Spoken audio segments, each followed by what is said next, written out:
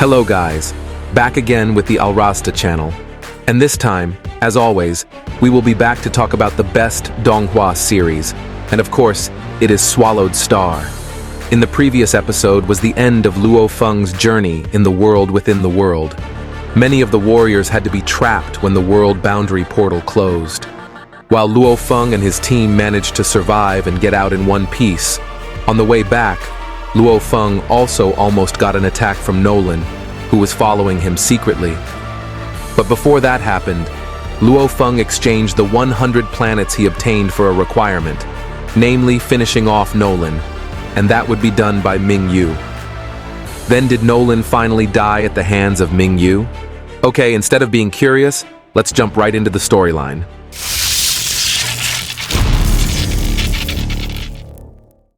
The presence of Ming Yu, a figure who had reached the domain master level, was completely unexpected by Nolan. All the fleets he brought at that time could be easily destroyed by Ming Yu to fulfill his promise to Luo Feng.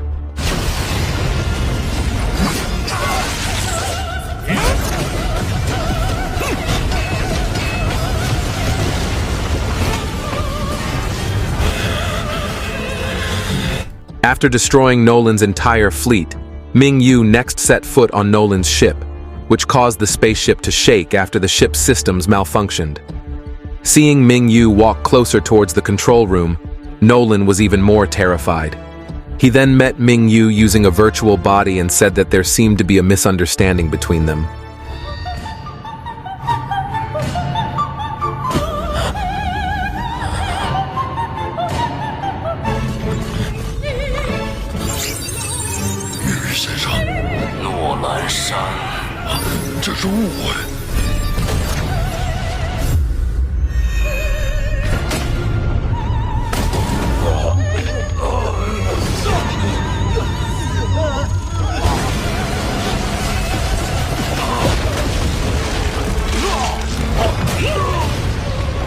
However, Ming Yu, who didn't really want to talk to Nolan, immediately pulled the alien out of the control room. While strangling Nolan's neck, Ming Yu said that everyone who had evil intentions towards the members of the Three Axes Mountain personnel must die.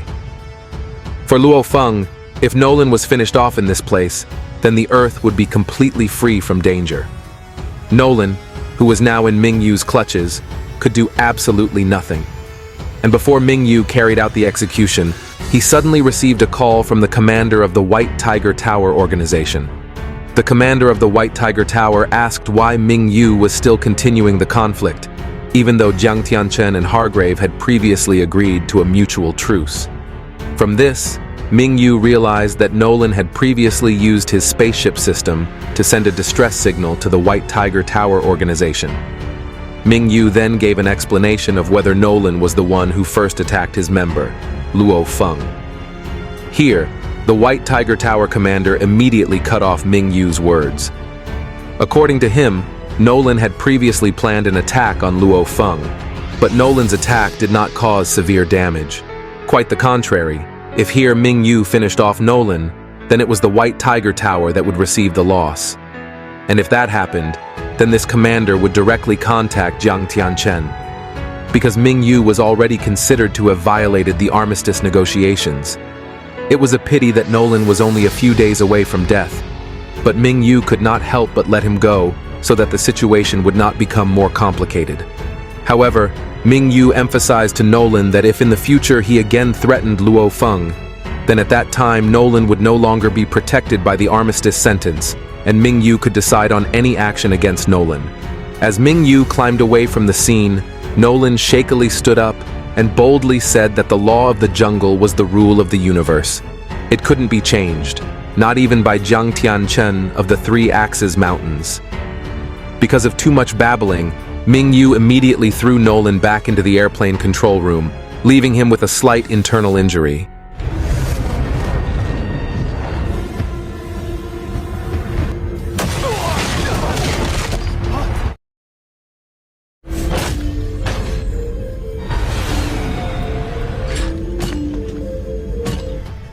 Ming Yu then stopped by Luo Feng's plane. He apologized for not being able to kill Nolan because he didn't want a conflict between the Three Axes Mountain Organization and the White Tiger Tower to happen. And Luo Feng also understood the decision made by Ming Yu. So for now, Luo Feng just needed to return to Earth as soon as possible, because the third wave of attacks launched by Nolan would arrive in 2 years' time, and Luo Feng would make preparations early. Meanwhile, since Luo Feng had previously released 100 living planets, Ming Yu would give Luo Feng 5 planets as a sanctuary, as well as compensation. In addition, he would also send Luo Feng a D5 level destruction weapon. The weapon was enough to be able to blow up a warrior figure that had reached the universe level, which would certainly be very useful for Luo Feng. Switching to Davin's plane that is heading to Earth. According to the calendar used by Earthlings, they will soon arrive in about 1 year and 253 days. Here, Nolan asks Davin to activate full-speed mode so that he can arrive early, destroying Earthlings when they are off guard. Davin promises that it can be done, but in doing so, fuel consumption will quickly run out, and there will be no fuel left to make the return trip. That's not a problem, according to Nolan, who also emphasized that his troops only need to take over the spaceship in the Earth's oceans. There is most likely the fuel needed by Davin to get home. They are all also required to kill Luo Feng. Because the Earth no longer has a ruler, Nolan can make Earthlings slaves, and Luo Feng's family must also be considered, because they are Luo Feng's weak point. After saying a few things, Nolan then decided on his call.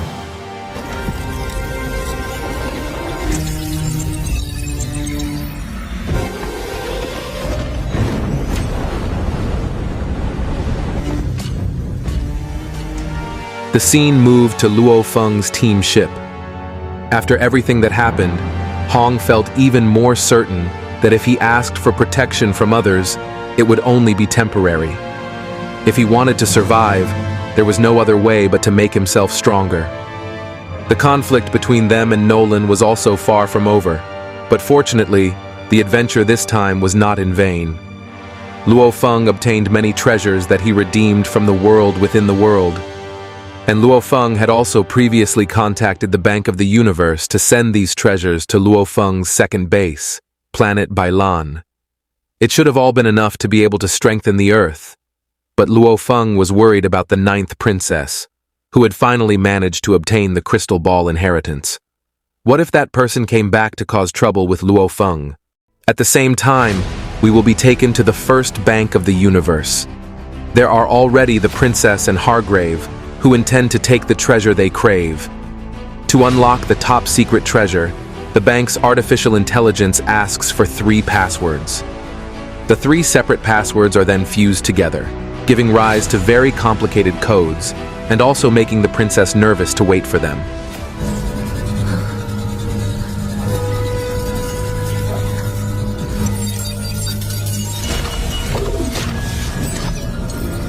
After the password matching process was completed, a silver box came out of the bank's storage. The princess asked her grandfather if this box contained the intended inheritance of the crystal ball. And yes, Hargrave said, and by utilizing this treasure, he thought the 9th princess would soon get the throne in the Black Dragon Mountain Empire.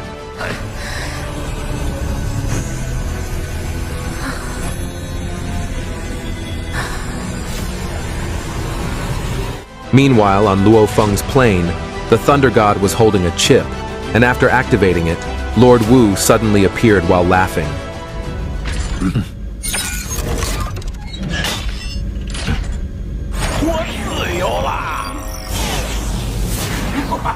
The appearance of the artificial intelligence immediately shocked Luo Feng and the others, who wondered what Lord Wu wanted to do in that place. Lord Wu here even asked back exactly who the person was who had managed to obtain the secret of Thunder Pulse. Here, Lord Wu also asked, while pointing to Luo Feng's team. And yes, of course, it was Lei Shen, aka Thunder God. Lord Wu was happy because finally, Master Kabu, or his master, had succeeded in getting an air figure.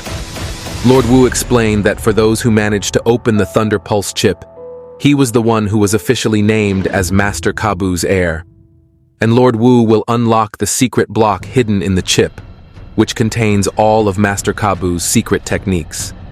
Lord Wu declared that from today on, Lei Shen would become Lord Wu's disciple.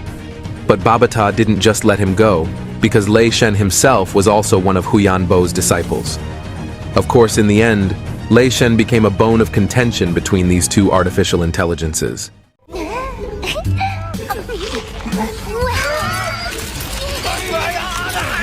Babata said that she would not let an old man like Lord Wu rob Lei Shen, who had become part of the meteorite star. And after seeing Babata's courage, Lord Wu did not expect that the artificial intelligence in front of him was still the same type as him and even more sophisticated than him. While introducing himself as Babata, the Babata also emphasized that Lei Shen would not want to be handed over to Lord Wu just like that. Meanwhile, Lei Shen himself looked resigned to being pulled here and there by the two artificial intelligences. Not giving up on getting an heir, Lord Wu admits that Babata is more sophisticated than him. However, Lord Wu has a very unique knowledge base, and he will give it all to Babata at that very moment. Babata, who absorbed all of Lord Wu's knowledge, looked very happy. The knowledge she now gained was really useful.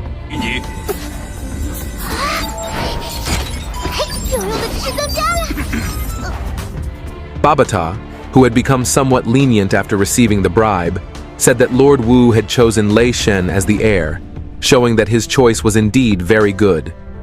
And in order to improve his abilities, Lord Wu was allowed to serve as a mentor who would help Lei Shen become stronger. Of course, in the end, the Thunder God was allowed to become the Master's heir. Not long ago, Luo Feng asked, "Just how terrifying is the power inside the crystal ball inheritance? How great a threat will it pose when the 9th princess manages to obtain it?" While laughing, Lord Wu explained that indeed, the crystal ball inheritance was very powerful, and it was enough to make people who heard it feel terrified. Elsewhere, a crystal ball was now floating in the air after coming out of its container. When the princess touched it, the crystal ball turned into a black hole, and from within it emerged Lord Wu, who congratulated her. He also stated that the two people in front of him were now the winners in the battle for the crystal ball inheritance, and once again, he congratulated them. Lord Wu then reached into his pocket and retrieved what he said was the grand prize, which was then given to Hargrave and the princess. And boom, a cosmic coin rolled towards the princess, and Lord Wu stated that one cosmic coin was the prize they got. Laughing, Lord Wu disappeared from there.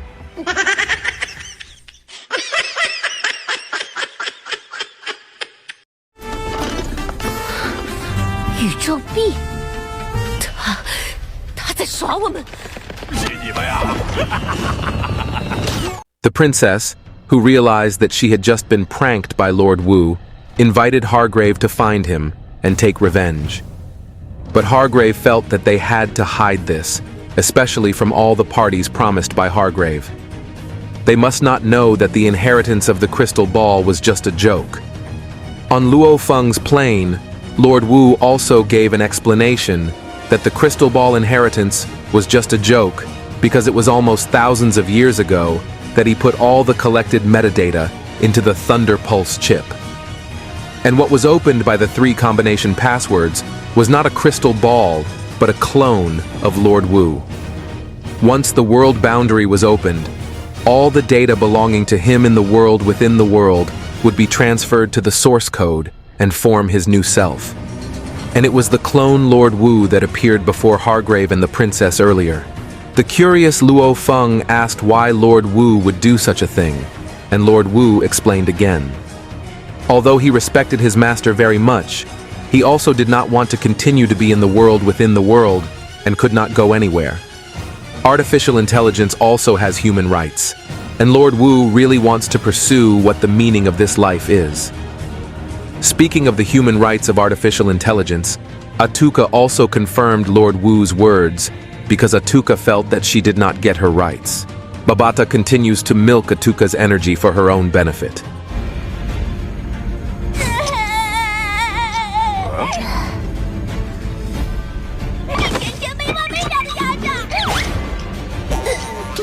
Rather than worrying about the life of artificial intelligence, Luo Feng was more curious about the world within the world that should be reset automatically every 10 million years.